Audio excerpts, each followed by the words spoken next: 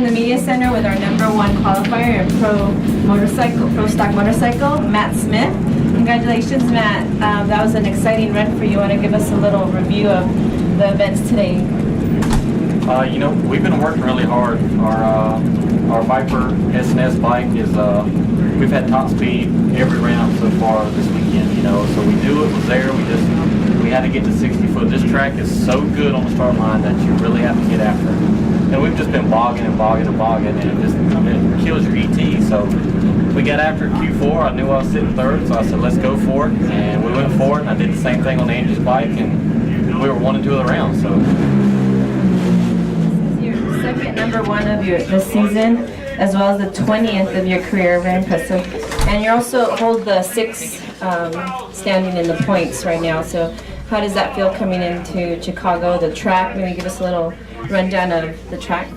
Like I said, the track is awesome. This track's always had, as we call it, a lot of heat, you know, in the first 60 to 100 foot of the racetrack. You really get after it. Our team won last weekend on John Hall. You know, can't say enough about our racing team. This Viper, you know, motorsports team is just really flawless, been flawless here lately.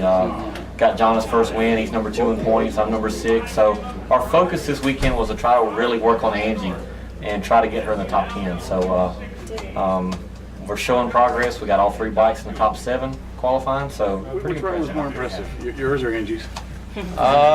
Probably hers, you know. I mean, for her to go that fast and be #2 of the session, I guess I kind of stole the light from her, because she would have been low of the round if I wouldn't have done that. But we knew our bike had it, so we're excited about it. So you said that this track has teeth. Is that why your bike was bogging?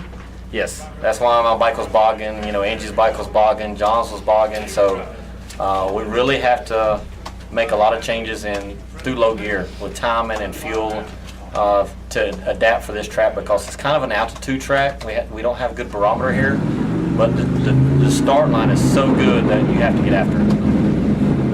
Did you think when you qualified #1 you deserve a little better reward than one of the 2 Harleys in the first round? Well, you know, Eddie's had my number for the last 2 years when they had all that advantage with the motor combination. And he's beat me every time, basically the last 2 years. And then this year, I beat him every time I run him. So it's kind of bittersweet, but it's good to be back on that end of the perspective to be able to win. And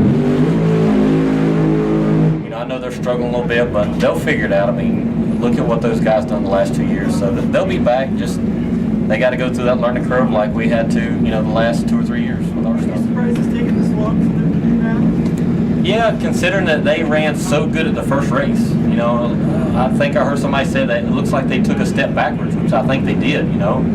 I think I'd go back to the heads and all the stuff that I was doing at Gainesville and start building back on that, besides what they're doing now, because they're running good 60 foots, but they're not running nowhere else down the racetrack. So I don't know what's going on. They don't look like they got the power that they had the